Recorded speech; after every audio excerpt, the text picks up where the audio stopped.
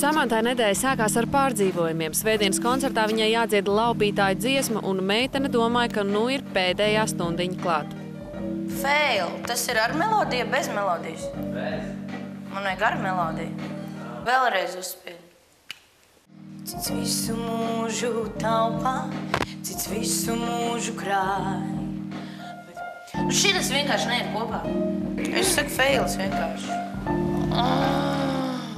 Vēlreiz viss tas pats sāks. Tad, kad es dzirdēju dziesmu, tad es biju vienkārši sagrauta. Mīļā meitene, tagad aizmirsti visu šo te. Es negribu tā ir nepareiza motivācija no manis gaida. Es zinu, ka viņi spiež uz nerviem. Nevar neko izdomāt, aiziešu vismaz nodziedāšu. Zinu, kā nepsiho, nav nemaz tik slikti, man liekas. Tāpēc, ka tas ir labs, kas tur skan, nezinu, man ir interesanti. Nu, mēs aprunājāmies ar mūsu vokālo pedagoģu Baibu Pauzulu, aprunājāmies ar mūsu mūziķiem. Un tad viss salikām galvas kopā. Liels paldies, protams, mūziķiem, kuriem ir fantastiskas idejas, kuri šo dziesmu pārvērta tādu, ka nu vairs lielais kreņģis vairs nav. Tā soli pa solim, soli pa solim. Uztais sev pilnīgi rozā. No kādiem nadziņiem, matus tādus kā vienmēr.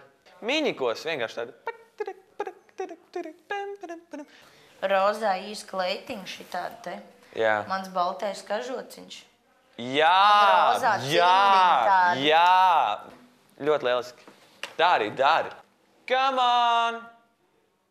Visas reizes sapratīs, tik līdz iznāks kāds aciņš. Tieši tā, man ir taisnība.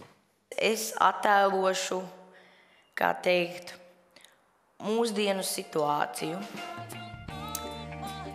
starp sievietēm un vīriešiem. Mūsdienu tādā izpratnē, bet tieši kādā to jūs redzēsiet svētdien.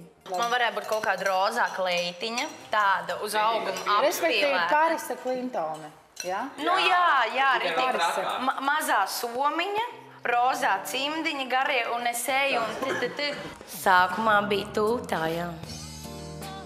Baigā tūtā bija. Bet tagad viss atrisinās. Tas nozīmē tikai ko, kad vajag mazliet pasēdēt, izskaitīt līdz 10. Manā gadījumā vairākas reizes vajag izskaitīt līdz 10.